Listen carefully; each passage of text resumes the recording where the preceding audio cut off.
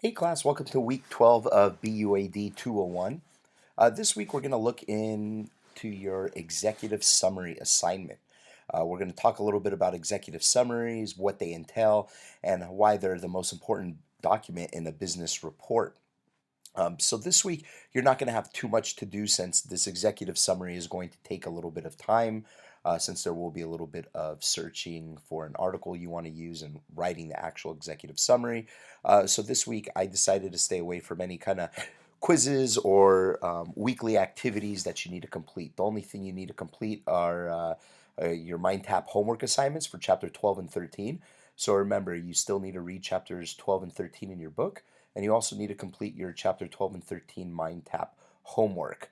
Make sure you complete that by the end of this week. And also, you're going to need to complete the executive summary assignment by Sunday, April 22nd. Now, I know the syllabus says Thursday, April 19th, but what I decided to do here, let me go ahead and open the syllabus for you. So if we scroll down here, you're going to see for week 12, we're reviewing the executive summary, and then you have it due at the end of the week on the 19th.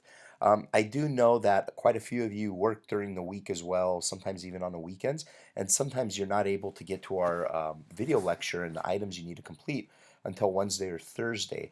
So I don't want to put too much stress or pressure on you to get it done by the end of week 12. So what I did was I extended this actual due date for your executive summary to Sunday, April 22nd.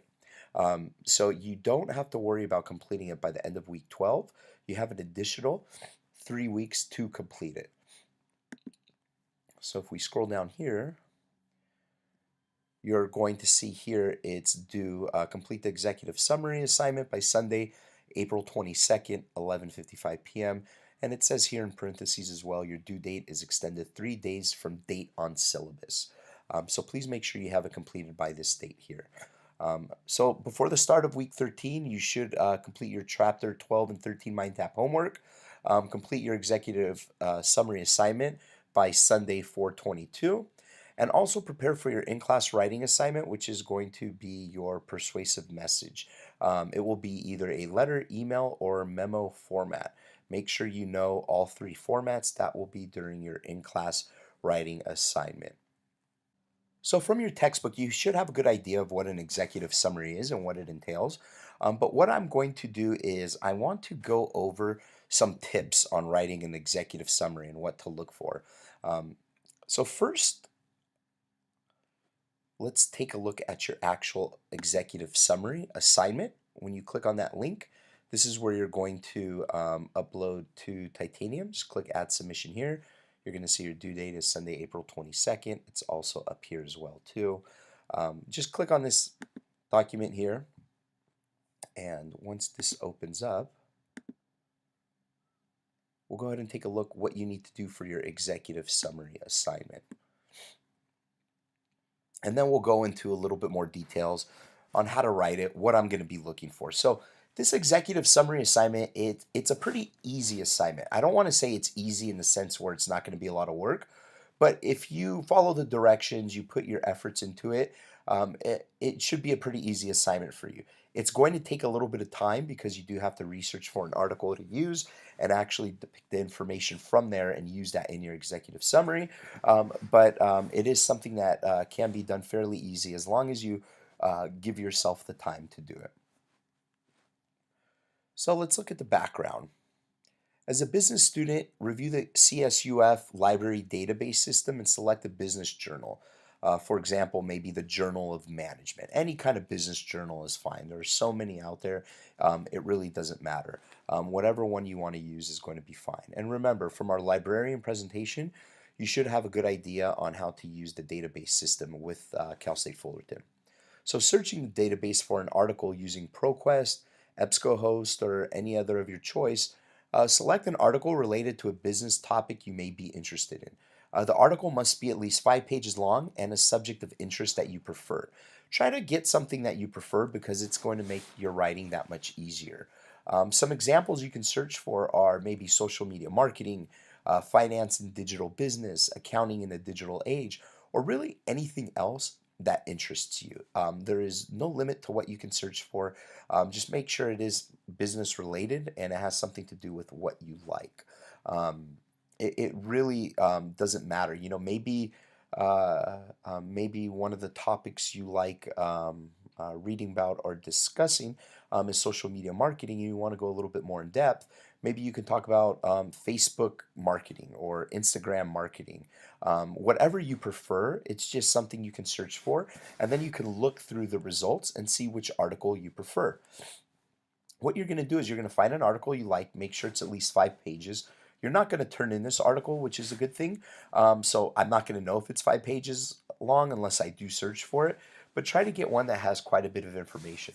I'm telling you from now, the more information you have, the much easier it's going to be, because when you're writing an executive summary, you're compiling information from a big report onto one page. So think of it, the more information you have, the easier it's going to be for you to write an executive summary.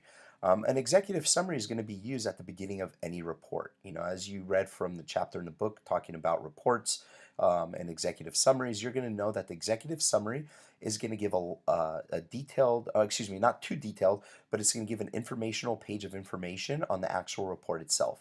For example, when I worked at the .com in Irvine a few years ago, I used to have to create a report, a quarterly report on our marketing material and efforts.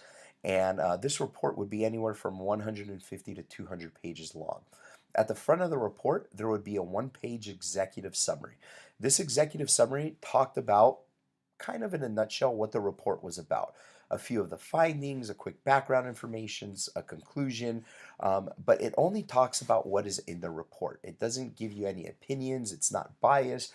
It's really just an informational page on what the report discusses.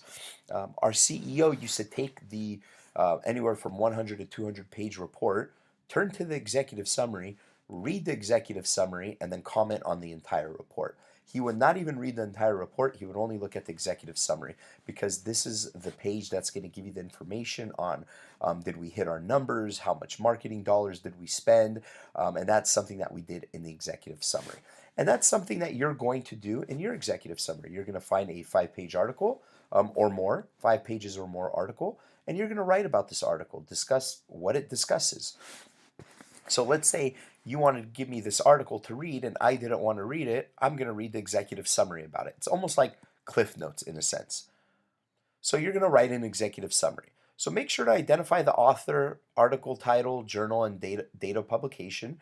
Give an explanation what the author intended to do in the study or article, and summarize 3 or 4 of the most important findings of the article, of the study or article, and summarize any recommendations made. Include a conclusion statement.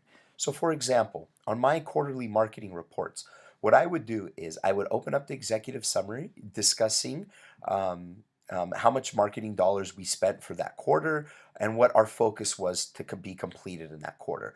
Were we looking more for print ads, for digital ads? Was it a combination of both, etc.?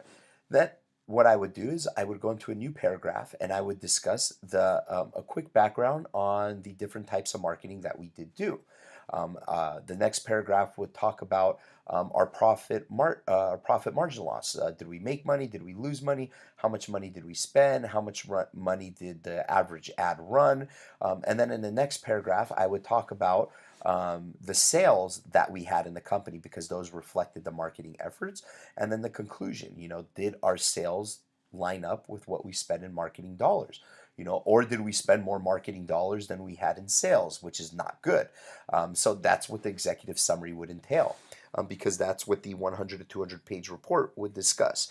So your one-page executive summary is just going to give a quick background of what the report discusses. So the purpose of an executive summary, it's to understand the purpose and structure of an executive summary. So your purpose is to get a good sense of how to write an executive summary. What is the purpose of it? Also, to be able to analyze, interpret, and summarize relevant information in a formal report. It's a lot harder than you may think to try to gather information from a 5 to 10 page article and try to fit it all in on one page. What information are you going to use? What information do you think is going to be important? And also to develop writing skills necessary in a formal report. Remember, in business writing, you need to be concise. You need to be to the point. You're not writing long sentences. You are trying to make them concise to a point where the reader can read it real quick and have a good understanding. Your student outcome measures. So students will assume a role of an assistant to an executive or manager and be able to provide summarizations of formal reports. You're going to learn how to analyze, interpret, and summarize these large formal reports to their direct supervisor in concise, intact, excuse me, and tactful executive summary. Because when you graduate and you get your job, you may be asked to write an executive summary on the report so that way your boss doesn't have to go through the entire report. So here are the guidelines. This is what's going to be extremely important. Your current executive summary may not exceed 1 page. Do not write more than 1 page. You do not turn in the article you chose. Your executive summaries are standalone reports. They should make complete sense without reference to any outside source, including the original source. Executive summaries do not contain quotations, references, or examples. They merely present the key concepts of the argument made in the original source. So don't provide your opinion on the article you're writing about. Don't quote information, just discuss it. Executive summaries are flawless. They impress by presenting no visual conceptual barriers in the document. So since you're going to have about 10 days to complete this needs to be flawless. It needs to be perfect. Remember, for the format, use your own words. Do not copy text from the article. It is important you write it in your own words. Do not write a memo or letter. This is not in a memo format. It's not in a letter format. You're not addressing it to anybody. You're merely just going to, in a left or right top margin, just write your name and date. Use 1 inch margins all the way around and size 11 or 12 fonts. Single spaced. Make sure to leave one blank line between paragraphs. This isn't necessary. I'm not going to dock you points if you don't, but it just makes the paragraph separate a little easier. Spell check and proofread your work carefully. Make sure to write in third person. Do not write I. You want to write he, she, it does, the article discusses, etc. Your evaluation, you will be graded on the usual class criteria, which is a CLASS rubric. How will you address the topic? How literate your document is? How aware you are of your audience? Which strategies you employ to reach the reader? And what kind of tone you adopt to that end. And remember, this is going to be worth 50 points of your final grade. Once you are done, you can upload it here. So I uploaded a Word document, which is tips on writing an executive summary that I'd like to go over with you. By now, you should have a good idea on how to write an executive summary given the chapter in our textbook.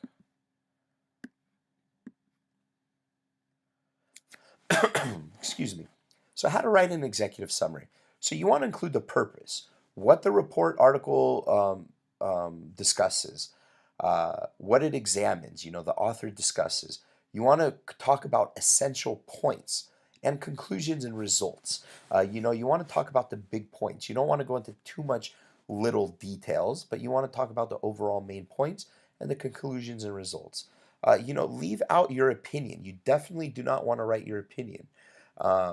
You want to leave out any examples. Maybe you want to talk about your article and how, let's say you found an article on social media marketing and they were discussing how social media marketing has increased business revenue over 50% for small businesses.